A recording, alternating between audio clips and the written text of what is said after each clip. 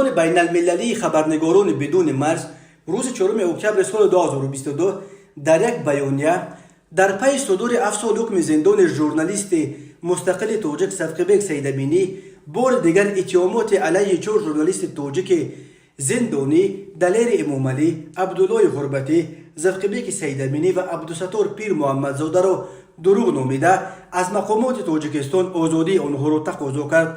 خبرنگاران بدون مرز بر اینند که مقامات تاجیکستان دیده و دانسته اتهامات بافته همکاری با سازمان‌های ممنوع را به گردن این ژورنالیستان منتقد بار کرده با این را می‌خواهند دهان ژورنالیستان مستقل را بندند. این سازمان حامی حقوق خبرنگاران چنین شیوه تعقیب مطبوعات آزاد را محکوم کرده قبلا هم از مقامات تاجیکستان آزادی این 4 ژورنالیست را طلب کرده بود.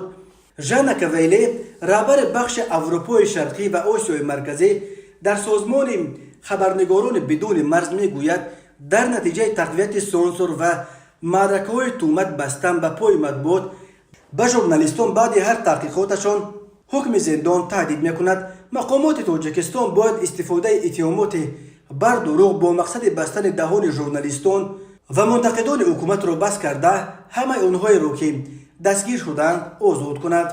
روز 4 اکتبر عبدالله غربتی به 7 سال و 6 ماه زندان محکوم شد.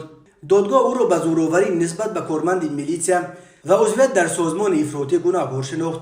7 اکتبر دلیر امامعلی به 10 سال زندان محکوم شد.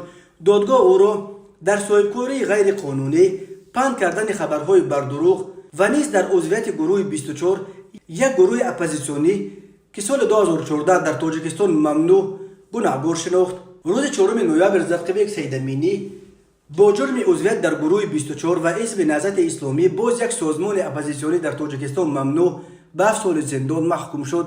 سازمان خبرنگاران بدون مرز بر این است که اتهامات بافته همکاری با سازمان‌های ممنوع را مقامات تاجیکستان به صورت فراوان برای بستن دهان ژورنالیستان به کار میبرند.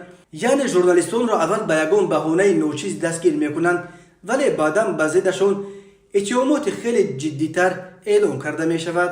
از ماه مای تا آگوست سال 2022 در تاجیکستان دست کم 12 ژورنالیست و بلاگر از جمله 6 ژورنالیست و بلاگر زاده بدخشان بازداشت و 4 نفر آنها الکی محکوم به زندان شدند.